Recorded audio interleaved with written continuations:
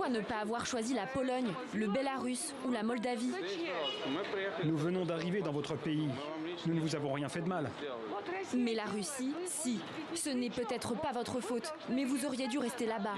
Vous avez toujours raison. Vous avez toujours des arguments. Mais vous êtes des étrangers ici. L'accueil n'est pas franchement chaleureux pour ce couple de moscovites, tout juste arrivé à la gare de Tbilissi. C'est la panique en Russie. De nombreux pays ont fermé leurs frontières aériennes aux Russes. Des hommes ont peur du recrutement de l'armée russe. Personne ne veut tuer des gens si proches de nous. Depuis le début de l'offensive du Kremlin contre les forces de Kiev, par train ou par avion, les ressortissants russes sont de plus en plus nombreux à trouver refuge en Géorgie, ancienne république soviétique, qui a elle-même subi une intervention militaire russe en 2008. Cette femme, dont l'avion vient d'atterrir, ne préfère pas dire pourquoi elle est là. Je ne peux rien dire. Je serai envoyée en prison. J'ai très peur. Je me suis enfuie. Je suis désolée. Tbilissi est depuis plusieurs années une place forte de l'opposition russe en exil.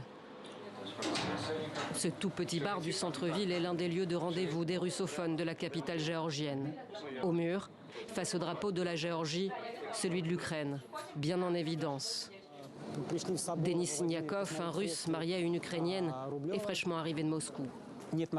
Je n'avais aucun droit moral de rester en Russie, car je ne veux pas que ma femme et mon enfant vivent dans l'hypocrisie et le mensonge. La Géorgie est l'un des rares pays où les Russes peuvent rester un an sans visa, mais cela pourrait bientôt changer.